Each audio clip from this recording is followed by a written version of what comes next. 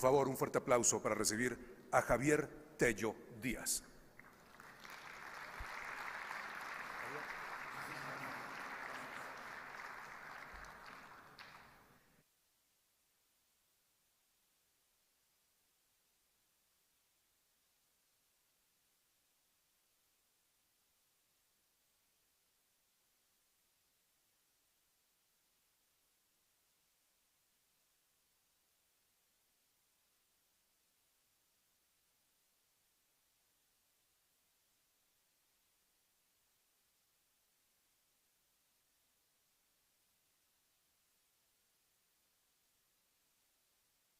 Famosa cita de un famoso político estadounidense, ya falleció, Ronald Rumsfeld, que alguna vez dijo que hay cosas que sabemos, pero también sabemos que hay incógnitas conocidas. Es decir, sabemos que hay cosas que no sabemos. Pero empecemos por lo más fácil. ¿Qué sabemos que sabemos o qué pensamos que sabemos que sabemos?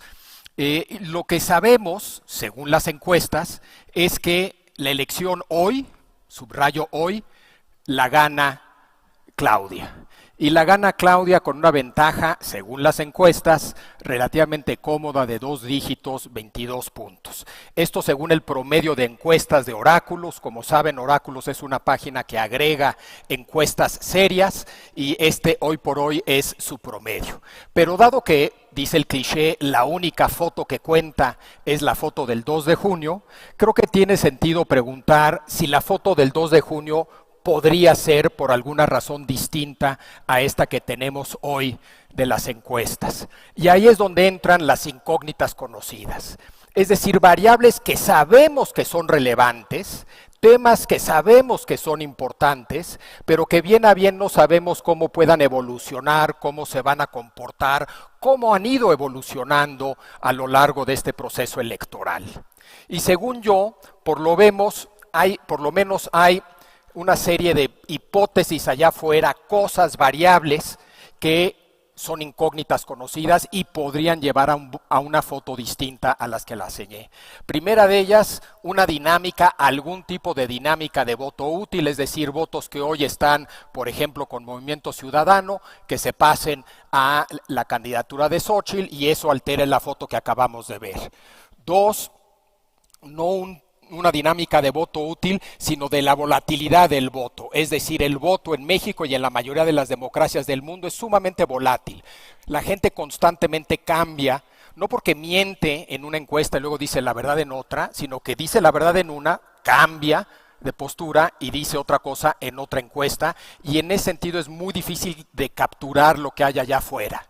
Algo parecido a lo que me pasa por lo menos a mí cada vez que alguien me pregunta cuál es mi fruta favorita. Cada vez que alguien me pregunta cuál es mi fruta favorita, digo una fruta distinta. A veces es el mango y un mes después alguien me pregunta, digo no, las cerezas, lo mío son las cerezas. 3 meses después digo ciruelas. ¿Estoy mintiendo cada vez que contesto o en el fondo no sé? No. Tengo una actitud volátil respecto a las frutas y simple y sencillamente cambia constantemente. Entonces, no una dinámica de voto útil, sino un fenómeno de volatilidad del voto que puede suceder en la última semana, incluso el mismo día de la votación. Alguien puede justo a la hora de votar cambiar su postura y de manera distinta a lo que estuvo diciendo a lo largo del proceso a los encuestadores. 3. Otra posible hipótesis es que las encuestas simple y sencillamente estén equivocadas, no sean confiables y esa foto que les enseñé simple y sencillamente no es real y no dice mucho. 4, dado, bajo el supuesto más bien, que las encuestas podrían estar equivocadas, ¿qué podemos decir de una elección sin encuestas, sin usar las encuestas? Una opción es ver los resultados históricos y tratar de proyectar a partir de los resultados históricos, y eso podría llevar obviamente a una foto distinta a la de las encuestas. Y otra cosa que se puede hacer si pensamos que las encuestas están equivocadas es analizar la demanda que hay allá afuera, la gente está enojada, ¿no? Y a partir de ese análisis de la demanda llegar a una conclusión, y esa conclusión una vez más puede ser distinta a la foto de las encuestas.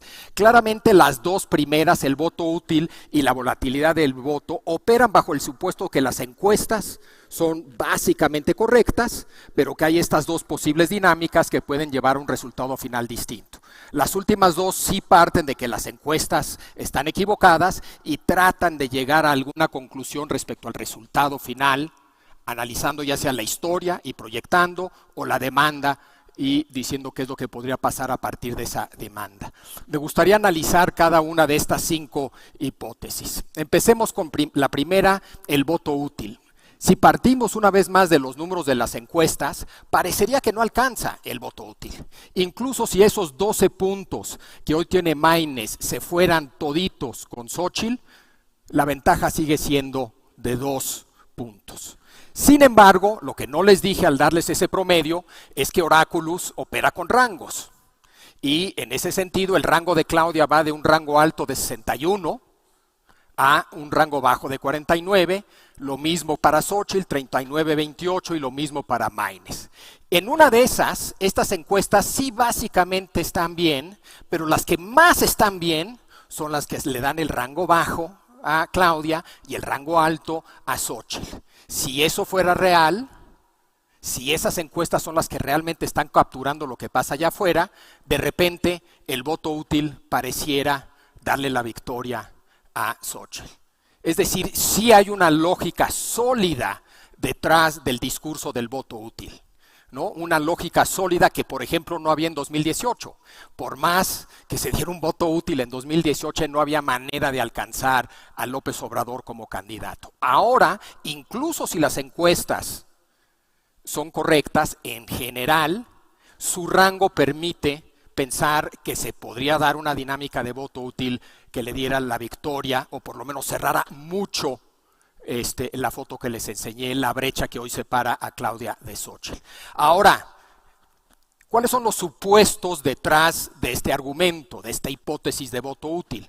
Los supuestos son los siguientes. Primero, obviamente, que la brecha no es de 22, sino mucho menor, de alrededor de 10, eso ya es un supuesto no menor, pero vamos a dar por hecho ese supuesto. Aún así, el argumento depende de otras cosas.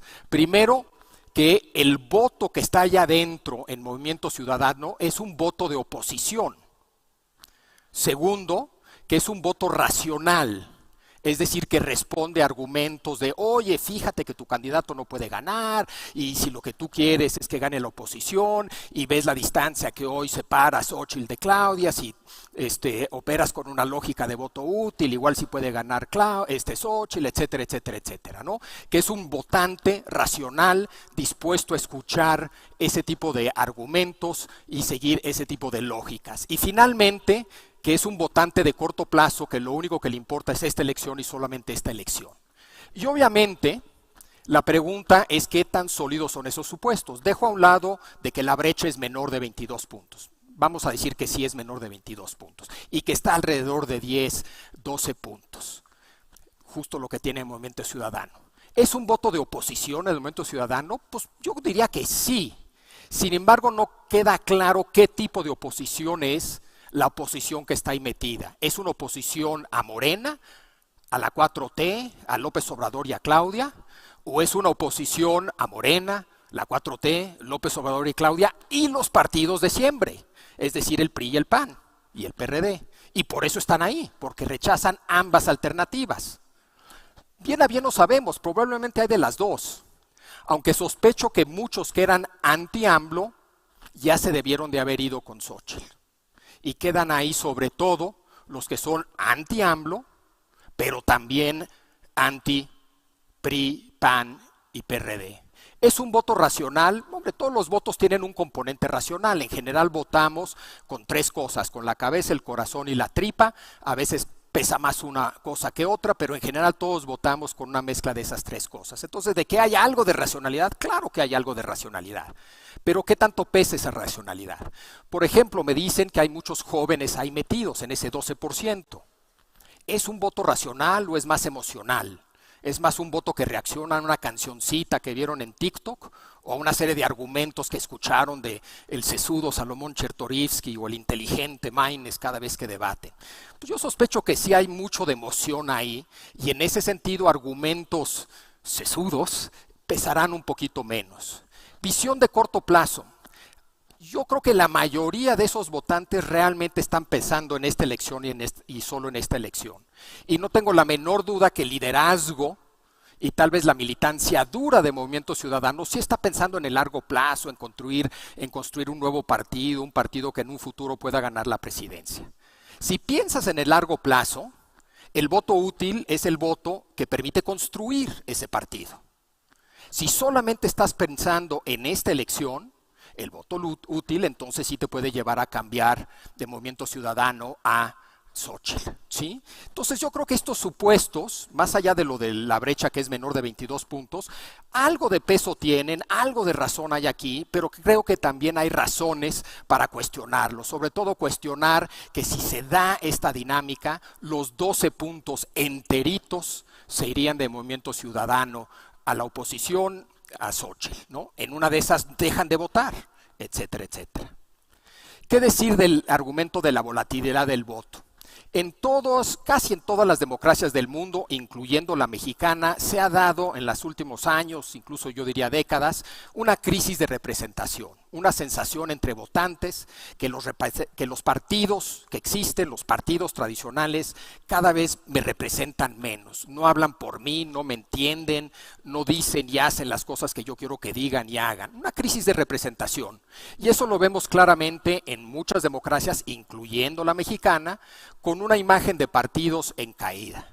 La imagen que tenía el PRI hace 50 años era bastante buena, hace 30 años regular, hoy es pésima. Y lo mismo el PAN y lo mismo el PRD. Los partidos tradicionales en México, en Estados Unidos, en Inglaterra, en Francia, en todos lados casi, en España, han perdido una imagen, han pasado de tener una imagen positiva a tener en general una imagen sumamente negativa y cada vez más negativa. No solamente eso, cada vez menos las personas se identifican con un partido, va de la mano, ¿no? Antes, ante la pregunta, usted en general, sin ser militante, en general, ¿con qué partido se identifica? La mayoría del electorado contestaba PRI, PAN, PRD, algún partido, y la minoría se decían independientes, que ellos no se identificaban con ningún partido. Bueno, eso también ha ido cambiando y cada vez menos personas se identifican con un partido y ante la pregunta, ¿usted con qué partido se identifica? La respuesta es con ninguno, yo soy independiente. Y eso también lo vemos reflejado en una creciente fragmentación del voto. En el año 2000, los tres partidos tradicionales, PAN, PRI, PRD, se llevaron alrededor del 95-96% del voto. En 2018, para llegar a ese porcentaje, necesitabas 10 partidos. Claramente hay una enorme desesperación del votante por encontrar por quién votar y saltar de partido en partido en esa búsqueda de por quién votar. Es decir, hay una crisis de representación y eso ha llevado a una mucho mayor volatilidad en el voto. ¿Cómo explicar y capturar el tamaño de esa volatilidad? Una manera de hacerlo es viendo la evolución del voto que ha tenido López Obrador como candidato a la presidencia. Si se acuerdan, en 2006 ganó alrededor del 35%, luego en 2012 alrededor del 32% y luego dio un gigantesco brinco al 53%. La única manera de entender estos números es bajo el supuesto de que muchos votantes en 2006 votaron por Felipe Calderón, luego en 2012 votaron por Enrique Peña Nieto y luego en 2018 votaron por Andrés Manuel López Obrador. ¿Son esquizofrénicos? ¿Es gente que se mete a la casilla y echa un volado a ver por quién vota? No, son total y absolutamente independientes. En cada elección ven los candidatos, ven las alternativas, ven las propuestas, evalúan cómo le fue al gobierno en el poder, evalúan cómo les fue a ellos en lo personal, en fin, por 1000 razones, haciendo todo tipo de análisis, concluyen y voy por lo tanto a votar por A, B o C. Y lo hicieron de manera distinta en estas 3 elecciones, ¿sí? Yo les apuesto que aquí hay muchos que por lo menos votaron por Calderón y luego por Peña Nieto. Y hasta en una de esas hay aquí alguien que también votó por López Obrador en 2018. Pero esos votantes no son de nadie. No es el voto duro de nadie. Son totalmente de independientes. ¿De qué tamaño es ese voto independiente? Es enorme, es alrededor de 20 puntos. Yo diría que hoy por hoy las elecciones las define este electorado independiente. Y en ese sentido, la pregunta es de quién son, quién se los lleva, a dónde van a brincar, o tal vez no brincan y se quedan donde están. En 2018 claramente estuvieron con Morena, hay desencanto. ¿Qué tanto desencanto? ¿Cuántos de ellos se pasan a otro partido? Tal vez el desencanto es tal que no votan, en fin. ¿Sí? Encuestas equivocadas es la tercera hipótesis. Y aquí me queda claro que hay un debate, yo estoy seguro que varios de ustedes constantemente tienen esta discusión con amigos en la sobremesa, y es un genuino debate, es decir, creo que hay buenas razones, tanto para pensar que no son confiables las encuestas, como para pensar que sí son confiables las encuestas. Es un tema que tiene un lado muy técnico, yo no soy ni remotamente un experto en el tema, conozco a 2 o 3 expertos, me han tratado de explicar, algo entiendo, ya les va mi resumen de los principales argumentos de ambos lados. No son confiables. Primero, se argumenta que hay serios retos técnicos que están enfrentando las encuestas, no solamente en México, sino en todas las democracias alrededor del mundo. Por ejemplo, la gente ya no contesta las encuestas. Cada vez más es más difícil que alguien te conteste una encuesta. ¿Qué problema genera esa realidad? Que puede estar sesgando las muestras. Tú cuando haces una encuesta, haces una muestra, esa muestra va con nombre y apellido y teléfono, nombre y apellido y dirección, hablas al teléfono, vas a la puerta, tocas la puerta, te abren la puerta y te dicen no quiero contestar. Entonces tú tienes una metodología para darle la vuelta a ese problema y no perder la representatividad de tu muestra. Pero entre más pasa eso, crece el riesgo de que se vuelve no representativa tu muestra, y el argumento es que está pasando mucho y que las muestras igual no son tan representativas. Pero no solamente hay problemas estrictamente técnicos, sino que también hay problemas técnicos, entre comillas, relacionadas con la realidad que estás tratando de capturar. Precisamente como resultado de fenómenos como la volatilidad del voto, es muy difícil tomar una foto del electorado. ¿Por qué? Porque está corriendo a toda velocidad, en direcciones distintas, y nunca sabes para dónde va a brincar ese votante. Entonces tú tomas una foto y sale medio borrosa porque se está moviendo ese electorado constantemente, y en ese sentido también son fotos menos confiables. En fin, hay todo tipo de retos técnicos que están haciendo, se argumenta, de la herramienta de encuestas en una elección, una herramienta menos confiable. Pero en el caso mexicano, además, se argumenta, hay un uso político electoral. Claramente hay encuestas patito, encuestas cuchareadas, hechas a modo para generar la sensación de que este arroz ya se coció, y no solamente hay estas encuestas que promueve el puntero, sino que además ese puntero, al ser gobierno, también está intimidando a los medios para que haga menos encuestas. Entonces solamente las encuestas cuchareadas suyas son las que están presentes, etcétera, etcétera. Y claramente se argumenta un uso político electoral de las encuestas que las hace menos confiables, sobre todo en el caso mexicano. Esto pasa en todos lados, pero el argumento sería que aquí pasa más. Además, queda claro que una manera de darle la vuelta a los problemas técnicos es haciendo un chorro de encuestas. Igual 1 está mal, igual 2 está mal, igual 10 están mal. Pero si haces 500 y sacas un promedio, es una manera de cubrirte un poquito respecto a ese tipo de retos técnicos. Pero en México, si vemos el número de encuestas que se han hecho y las comparamos con las encuestas que hicieron en 2018 o en otras elecciones, se han hecho muy pocas encuestas, y eso hace de las encuestas, de ese promedio que les enseñé, un promedio menos confiable que incluye un mayor error. Otro argumento es que sabemos en México que las encuestas tienen un cierto sesgo pro gobierno, pro partido en el gobierno. Sea quien sea ese partido, si es el PAN, pro PAN, ¿no? Entonces en 2006 las encuestas tenían un sesgo pro PAN, sería el argumento. En 2012 pro PRI. Otra vez pro PAN, en 2018 pro PRI. El argumento es que hay un sesgo a favor del partido en el gobierno en general. ¿De qué tamaño? Pues bien a bien no sabemos, pero que hay esa sobrerepresentación del partido en el gobierno, porque tenemos una cultura presidencial, no sé por qué, por alguna razón, pero los encuestadores te lo dicen. Y finalmente se argumenta que son tan distintos los resultados que arrojan estas encuestas que no hay manera de creerles. Unos dicen que lleva una ventaja Claudia de casi 40 puntos y otros de 10 puntos. Incluso hay unas que dicen que gana Xóchitl. ¿Cómo es posible creerle a una herramienta que arroja resultados tan increíblemente distintos? Simple y sencillamente no son realmente confiables las encuestas y esa foto que les enseñé al principio no es una foto creíble. ¿Cuáles son los argumentos de por qué sí son lo suficientemente confiables? Lo primero que diría alguien es que claro que hay encuestas patitas, mal hechas, etcétera, etcétera, y retos técnicos, etcétera, pero hay encuestas buenas y malas y sabemos cuáles son las buenas. Y las podemos distinguir.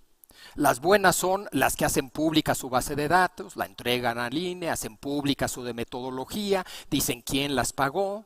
Las buenas son las que se hacen presenciales en vivienda, que son mejores que las telefónicas. Las telefónicas a su vez son mejores que las que se hacen en Internet y las que se hacen en Internet son a su vez mejores que las que se hacen en Facebook. Y las que se hacen en Facebook probablemente son mejores que las que se hacen en la sobremesa, en las comidas del domingo con la familia. ¿Sí? Entonces sabemos cuáles son las buenas. Pues hay que hacer un lado las malas y solo ver las buenas. No solamente eso, el argumento de que se han vuelto menos precisas, se dice, es falso. Es falso por lo menos a nivel agregado y global. Es decir, se han hecho ya muchos estudios y las encuestas hoy, en general en las democracias alrededor del mundo, igual México es una excepción, son igual de precisas que hace 10 años, 20 años, 30 años, 40 años. Eso no ha cambiado. Si antes eran precisas, hoy son precisas. Si hoy el argumento es que no son precisas, entonces nunca fueron precisas. Lo que no se puede argumentar, según estos datos, es que fueron precisas y dejaron de serlo. Esa sensación ha surgido porque ha habido eventos como Brexit, como Trump, tan grandes e importantes que generaron la sensación de imprecisión. Pero en promedio, si vemos todas las encuestas en todas las elecciones de todas las democracias, su precisión sigue siendo igual a la de antes. 3. En efecto, hay que ponderar, no hay que hacerle caso a una encuesta, a 2 encuestas, sino que hay que verlas todas, las buenas y solo las buenas, y usar un promedio. Y ante al argumento de que hay pocas, la respuesta es sí, hay pocas, pero suficientes. Y aquí hay un debate de cuántas son suficientes, pero aquí el argumento es que hay suficientes. 4, es lo único que hay. Si no podemos usar encuestas para hablar de un proceso electoral, es muy difícil hablar de ese proceso electoral, aunque ahorita vamos a hablar de la historia y la demanda. Pero el argumento es que sin encuestas se puede decir muy poco. Y que las propias candidatas, Xóchitl y Claudia, usan encuestas. No hay manera de hacer una campaña sin usar encuestas. Entonces vamos a suponer que las encuestas de Xóchitl están bien hechas, ¿no? Ella no las está cucharando a favor de Claudia, ¿no? Y aún así, esas muestran una ventaja bastante considerable de Claudia frente a Xóchitl. No podemos no usar encuestas. Y finalmente, muchos argumentarían que más o menos embonan con la realidad. Es decir, si mañana alguien me enseña una encuesta donde Maynes va arriba a 20 puntos, eso no embona con la realidad. Pero de que Claudia vaya arriba, pues sí. Pues parte del argumento es que esta es una elección de Estado, pues cómo no va a ir arriba si esta es una elección de Estado, ¿no? Y todos los programas sociales, etcétera, etcétera, etcétera. ¿Sí? Podemos tener una discusión de qué tamaño es la brecha, pero si alguien me dice va arriba, pues es relativamente creíble, ¿no? Igual ya la está alcanzando, igual está a punto de alcanzarla, o sea, podemos tener esas discusiones, pero la idea de que va arriba es una idea relativamente creíble. Ahora bien, es muy importante tener claridad de qué son y no son las encuestas. De entrada es una herramienta que reconoce error, acepta que existe error en la encuesta, tan es así que la trata de cuantificar. Evitar primero y luego de cuantificar. Y además no son realmente una foto. Cuando dije que eran una foto, yo creo que esa es la analogía incorrecta. Es mucho más parecido a la manera en que un paisajista pintaba un paisaje, digamos, en el siglo XVIII. Salía al campo con su librito, se ponía a hacer dibujitos de lo que veía, se echaba un sándwich, una cervecita, seguía haciendo dibujitos, regresaba a su estudio y al día siguiente, en función de los dibujitos que había hecho, trataba de recrear el paisaje que había visto. ¿Qué tan preciso era ese paisaje? Pues más o menos, a veces más, a veces menos, depende de lo romántico que era el pintor, depende de qué tanta cerveza había bebido en fin, de algunas cositas. Pero eso es una encuesta, es tratar de capturar un paisaje que hay allá afuera a partir de dibujitos que hacen los encuestadores. Y además yo diría que nunca hay que olvidar que las encuestas son una mezcla de tres cosas, al igual que la medicina. Por un lado hay un lado científico, riguroso, numérico, sumamente sólido, de la medicina y de las encuestas. Pero además de ese lado científico, hay un lado artesanal. La medicina tiene ese lado artesanal. Nadie aprende a operar, ningún cirujano aprendió a operar leyendo un libro de texto. Aprendes a operar operando. Y tu primera operación de la rodilla sale muy mal, te tardas 8 horas en vez de 2 horas y lastimas bastante al paciente. Ya después de 5,000 operaciones de la rodilla te sale bastante bien. Hay un lado artesanal, lo mismo las encuestas, hay que aprender a hacer encuestas en el país que te toca hacer encuestas, en la elección puntual en la que estás haciendo encuestas. Y finalmente, además de un lado científico, un lado artesanal, la medicina es un negocio. Se hace lana con la medicina, perfectamente legítimo. Y lo mismo con las encuestas. Hay un cliente, el cliente paga. Ningún encuestador diría que eso influye en los resultados de sus encuestas, pero híjole, no sé si quieres hacer una segunda y una tercera encuesta, igual un poquito sin que se den cuenta. Es un negocio y el cliente tiene su peso, ¿no? Lo mismo en medicina, lo mismo en las encuestas. Lo que sí les diría es que el tamaño del error tendría que ser gigantesco para que solo por error de encuestas ganara Xóchitl. No estoy argumentando que no hay error en esas encuestas. Lo que estoy diciendo es que la brecha es tal que solo por error, igual en vez de 20 son 10 y gana por 10. Pero solo por error de encuestas, si sumamos todos los posibles errores, se ve muy difícil argumentar que todos son sistemáticamente errores a favor de Xóchitl. Eso ya habla de un complot de las casas encuestadoras, todas coordinadas, todas manipuladas, todas diciendo lo mismo.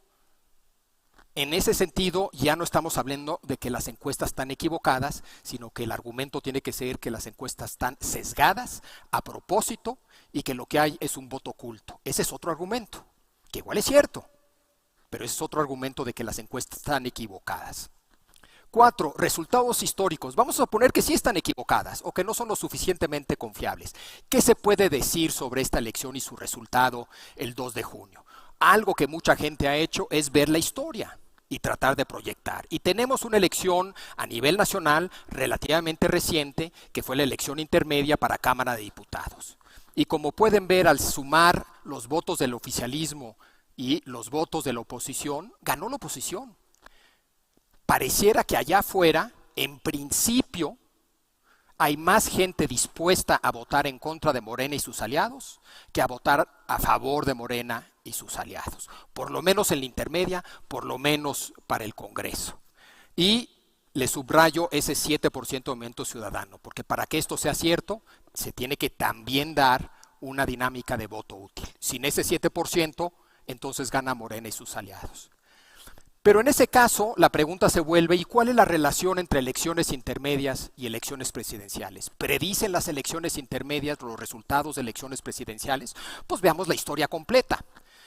Veamos primero la elección intermedia de 2003 y luego la presidencial de 2006. Y como podemos ver ahí, esa fue la diferencia para cada uno de esos tres grupos, PAN, PRI, Verde, PRD, PT y entonces Convergencia. Veamos los resultados de la intermedia de 2009 y la presidencial de 2012. Como pueden ver ahí, la diferencia fue la siguiente. ¿Hay algún patrón que ustedes puedan ver aquí? Pues pareciera que el único patrón es que siempre le va mejor a Morena y sus aliados. Bueno, antes PRD, ahora Morena. Pero realmente no hay un patrón. Pero sobre todo lo que yo les diría es que simple y sencillamente no tenemos historia suficiente para llegar a una conclusión. En Estados Unidos sabemos, después de 200 años de elecciones, que la intermedia no predice la presidencial. Es más, van al revés. Te va mal en la intermedia, te va bien en la presidencial. Te va bien en la presidencial, te va mal en la intermedia. Y así en general. Y después de 200 años de historia en Estados Unidos, es una conclusión razonable. En México, después de 2 casos como estos, pues realmente no podemos decir. Igual sí, a diferencia de Estados Unidos. Igual porque no hay reelección en México. En Estados Unidos castigaron a Clinton y luego se reeligió. Castigaron a Obama en la intermedia y luego se reeligió. Pero hay reelección. Igual eso es una variable importante que hace del caso estadounidense uno muy distinto al mexicano. No sé. Simple y sencillamente no tenemos suficiente historia creo yo, para extrapolar de la historia, ¿sí? ¿Qué decir del análisis de la demanda? Otra alternativa a tratar de hablar del resultado final sin usar encuestas. En toda elección siempre hay una demanda, una oferta, es decir, hay un candidato carismático, no carismático, con una serie de propuestas, etcétera, etcétera, que representa una cierta coalición, etcétera, una oferta. Pero obviamente siempre hay una demanda. Ciudadanos, votantes con quejas, con necesidades, que escuchan a esa oferta, a ese candidato y sus propuestas. Y quien lleva la mano en esto es la demanda. Tendrías que ser un candidato muy carismático para crear demanda, ¿no? La razón por la cual Xóchitl dice no voy a cancelar ningún programa social, sino que voy a hacer más y mejores programas sociales, la razón por la cual todos los candidatos dicen que van a acabar con la corrupción, que van a acabar con la violencia, es que la demanda, las quejas y las necesidades hablan de programas sociales, hablan de violencia, etcétera, etcétera. En ese sentido, una manera de entender qué pueda pasar en una elección es entendiendo esa demanda que está allá afuera.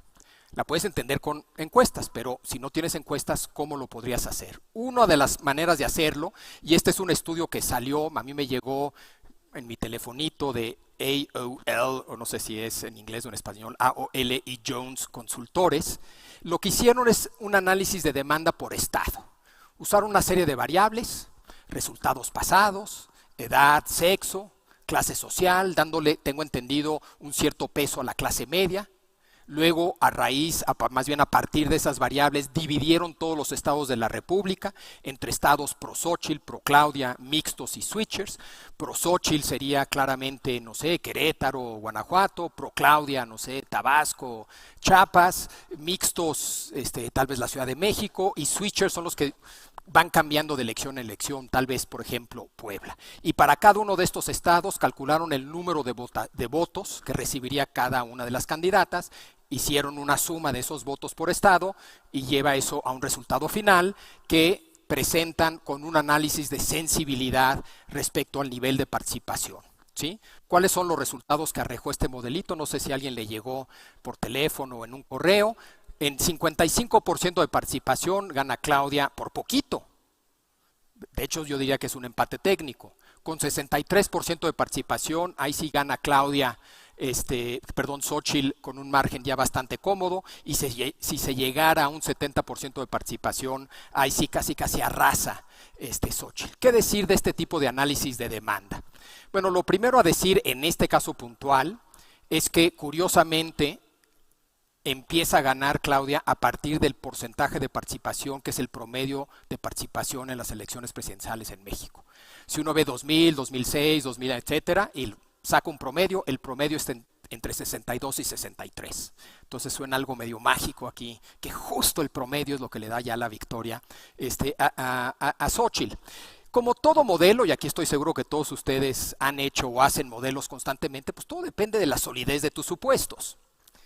Incluso si son supuestos muy sólidos, tú sabes que haces un ligero cambio y el resultado es distinto. Yo la verdad no tengo ni idea de los supuestos de este modelo.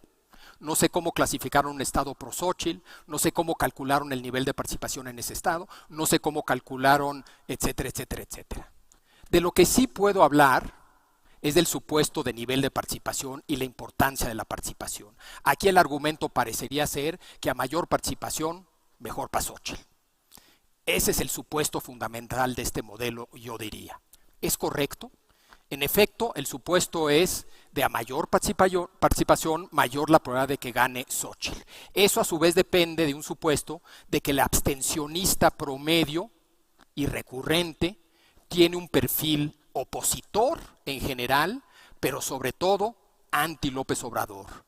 3, que una participación de 63%, no 68, no 60, de 63% más o menos es suficiente, ¿no? El número mágico. Y finalmente, un argumento de que hay señales allá afuera de que sí va a haber una mayor participación y podría uno citar marchas, protestas como la de la Marea Rosa, las distintas de la Marea Rosa y sobre todo la más reciente. Una vez más, la pregunta es ¿qué tan sólidos son estos supuestos? A mayor participación, mayor probabilidad de que gane Xóchitl, pues la verdad yo creo que no.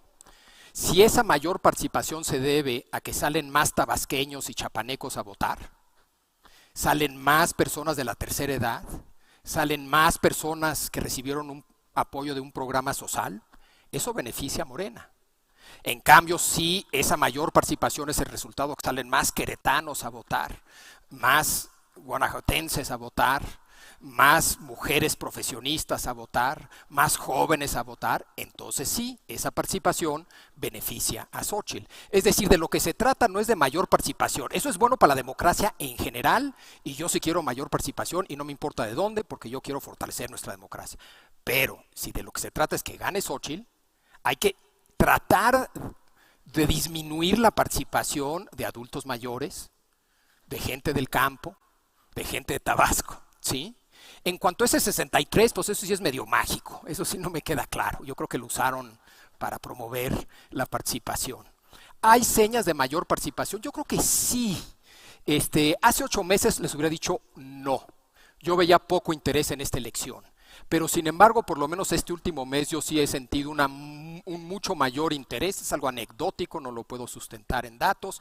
El único dato que sí tengo es la cantidad de gente que vio el primer debate, el segundo debate y el tercer debate. Cada vez más gente vio los debates, y no solamente cada vez más gente vio los debates, sino gente que empezó viendo los debates, se quedaba viendo los debates, y gente que no había empezado viendo los debates, prendía la tele para ver cómo terminaba el debate. Eso para mí sí son datos que hablan de un mayor interés del que había por lo menos hace 8 meses. Entonces, una vez más, supuestos no es que sean absurdos, ridículos, no. Yo creo que hay algo de solidez en estos supuestos, pero una vez más, también son supuestos que pueden ser cuestionables. Regresemos a nuestras 5 hipótesis. Para que gane Xóchitl, es decir, la foto puede ser distinta en 2 sentidos. Puede ser distinta en el sentido de que Xóchitl gana, muy distinta, o puede ser distinta en el sentido que se acorta de manera significativa esa brecha. Es decir, si baja de 22 a 21 es la misma foto, pero si baja de 22 a 8, una foto muy distinta. Entonces, pero para que gane Xóchitl, el voto útil tendría que funcionar al 100%, la volatilidad del voto tendría que ser toda a favor de Xóchitl, el error de las encuestas tendría que ser significativo, el resultado histórico sí tendría que predecir futuras elecciones y casi al 100%, y esos análisis de la demanda tendrán que operar con supuestos incontrovertibles.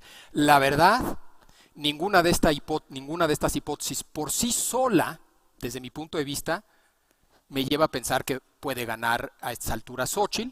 Ahora, en una de esas, una mezcla de todas ellas, un poquito de voto útil, un poquito de voto volátil, encuestas equivocadas lo suficiente, el resultado histórico algo predice de elecciones futuras, pero uno empieza a hacer ese tipo de argumento y uno empieza a pasar de la aritmética a la alquimia rápidamente, y hay que tener cuidado. Y no es que no hay que hacer estas hipótesis y analizarlas y evaluarlas, yo creo que hay que hacerlas, ¿no? Pero sin ánimo, no hay que hacerlo con fe, esperando el resultado que uno quiere, porque entonces uno va a obtener el resultado que uno quiere. ¿Sí? Lo que yo sí creo es que sí hay buenas razones para pensar que esto se cierra y que la ventaja no va a ser de 22 puntos. En suma, yo diría, si tuviera que hablar del resultado 2024, yo lo contrastaría con lo que yo les hubiera dicho en 2018. En 2018 yo les hubiera dicho, a ver, no hay manera alguna de que pierda Morena. Es más, va a arrasar Morena. Hoy les diría que lo más probable es que gane Morena. Si es distinto, no puede perder, a lo más probable es que gane. Y incluso diciendo lo más probable es que gane Morena la presidencia, siempre hay que acordarse de Cristiano Ronaldo. Cada vez que Cristiano Ronaldo va a tirar un penalti y alguien me pregunta, oye, ¿crees que mete el penalti? Mi respuesta siempre es, lo más probable es que Cristiano Ronaldo mete el penalti. Pues mete 85-90% de los penaltis, ¿no? Pero la verdad a cada rato falla. Pero estamos hablando ya de una sorpresa. Se fue de reventón, tronó con su novia. Yo no sé qué pasó con Cristiano Ronaldo la noche anterior antes de ese partido. Algo pudo haber pasado. O algo que pasó en ese partido. No sé. La verdad falla cada rato. En general mete los penaltis, pero la verdad yo lo he visto fallar mucho. ¿Sí? En ese sentido puede haber sorpresas. Veremos, pero lo más probable es que gane Morena. Ahora, dicho eso, bajo el supuesto de que sí gana Claudia la presidencia, es muy importante el perfil de la victoria de quien gana. O sea, lo más importante es ganar. Pero después de ganar, algo no tan importante, pero muy importante, es cómo ganas, cómo se ve esa victoria. Y en dos dimensiones fundamentales, el margen de victoria y el perfil del voto que te da esa victoria. En cuanto al margen, obviamente, estamos hablando de esa brecha. Es muy distinto ganar por más de 20 que ganar por 8 puntos o un solo dígito.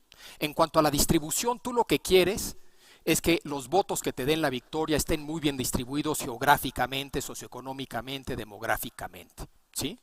López Obrador arrasó en ambas dimensiones. Su margen fue de alrededor de 30 puntos frente a Anaya y su distribución perfecta. Ganó en el norte, en el sur, en el este, en el oeste, en medio, gente mayor, jóvenes, voto de gente muy educada, gente bajo nivel educativo, de alto nivel de ingreso, bajo nivel de ingreso. Ganó excepto en Guanajuato, arrasó tanto en cuanto a margen de victoria como distribución del voto. Y esto es importantísimo, no solamente para Claudia, sino también para la oposición. Para Claudia porque es un tema de legitimidad. Entre mayor ese margen de victoria, pues más legítima la presidencia de Claudia. Entre mejor la distribución del voto, más fácil hacer el argumento de que es la presidenta de todos los mexicanos. Entre mayor ese margen y mejor esa distribución, más fácil argumentar en contra de que fue una elección de Estado. Pero no solamente es un tema de legitimidad, también es muy importante para Claudia Sheinbaum si gana, tanto el margen como esa distribución, para controlar a Morena. Morena es un partido no institucionalizado que agrupa a gente muy distinta, grupos con agendas muy diferentes, ambiciones personales, todo tipo de pleitos ahí adentro. Es un relajo. Queda clarísimo quién es el número 1, López Obrador. Pero quién es el número 2, el número 3, el número 4, el número 5 y en qué temas, ni idea. Un reto que tendrá Claudia si gana es controlar a Morena. Será mucho más fácil si su margen es amplio y su distribución una buena distribución que si no. Y no solamente por un tema de control de Morena, sino que también es importante estas dos cosas, este perfil de victoria en su relación con López Obrador. ¿Sí? Entre mayor ese margen y mejor esa distribución, más margen de maniobra tendrá en su relación con López Obrador. Pero también es muy importante para la oposición el perfil de la victoria de Claudia si es que gana Claudia. Primero, para mantener unida a la coalición. Si uno de los argumentos que hemos escuchado en este proceso electoral es el argumento de los contrapesos y la importancia de los contrapesos, pues el único contrapeso real es el contrapeso resultado de una coalición que se mantiene unida a partir del 3 de junio. Y obviamente esa unidad será mucho más fácil si les va mejor y Claudia solamente gana por 5 puntos a que si Claudia gana por 22 puntos. Y lo mismo será más fácil si esa distribución del voto de Claudia está muy concentrada en ciertos grupos, en ciertas regiones del país, en ciertos estados, a que si es una distribución mucho mejor. Pero no solamente un tema de unidad, sino también un tema de liderazgo. No basta con que la coalición permanezca unida, deben de tener liderazgo. Algo que claramente pasó en 2018 es que no solamente no había unidad en la oposición, sino que tampoco había liderazgo en la oposición. Es fundamental que exista un nombre, un apellido, una voz que constantemente hable por la oposición, además de los votos de la oposición en el Congreso. ¿Quién podría ser esa voz, ese liderazgo? Yo creo que Xóchitl. Yo creo que sí tiene lo que se necesita para hacer eso. Por lo menos en el corto plazo, no estoy hablando de que se vuelva a lanzar en 2030, igual sí, igual no, pero por lo menos en el corto plazo sí necesita estar presente, sí necesita alguien liderar a esa oposición, y yo creo que alguien que podría hacerlo es Xóchitl, pero obviamente será más fácil hacerlo si le ganan por poco, a que si le ganan por mucho, si el voto está muy concentrado, así está muy bien distribuido. Y finalmente es importante también, pensando ahora sí en la reconstrucción rumbo a 2030, ¿sí? Es muy importante para una oposición sentir que estuvo relativamente cerca de haber ganado, para no estar moralmente derrotada. Una vez más, en 2018 lo que le pasó a la oposición es que cayó en la lona y muchos dirían que nunca se levantó, que parte del problema que ha tenido Xóchitl es que nunca lograron pararse y reconstruirse. Esa reconstrucción es fundamental y yo veo hoy ánimo en la oposición, lo vi en esa última marcha de la Marea Rosa, lo veo en el tono de voz de Xóchitl, y yo creo que ese ánimo es fundamental, aunque pierdan, para esa reconstrucción, justo lo que no había en 2018. De lo que estamos hablando, en pocas palabras, es de gobernabilidad, en el caso de Claudia, y de democracia, en el caso de oposición. Dos cosas no menores. Ahí lo dejo, y me queda claro que dejé fuera elecciones muy importantes para el Congreso y gobernadores. Rápidamente digo lo que pienso al respecto. Yo creo que en el Congreso es muy poco probable, y estamos hablando de muchísimo menos probable que de Ronaldo falle un penalti, es decir, estamos hablando de una probabilidad, me estoy inventando una probabilidad de 1 o 2% a que Morena se lleve una mayoría calificada. Eso se ve casi imposible. En ese sentido no podrá cambiar la Constitución, pero sí se ve probable que se lleve una mayoría absoluta, es decir, el 50+1, lo que le permitirá pasar leyes secundarias y controlar el presupuesto sin tener que negociar. En cuanto a los estados, yo creo que la oposición se queda con los 3 que tiene y se lleva por lo menos uno más. Y yo creo que ese uno, depende mucho cuál sea, y bien podría ser la Ciudad de México. Si se llevara a la Ciudad de México sería un logro gigantesco, una victoria no menor, que sería un enorme trancazo para Morena y para Claudia, y un importante contrapeso hacia adelante. Bueno, ahora sí ahí lo dejo y muchísimas gracias.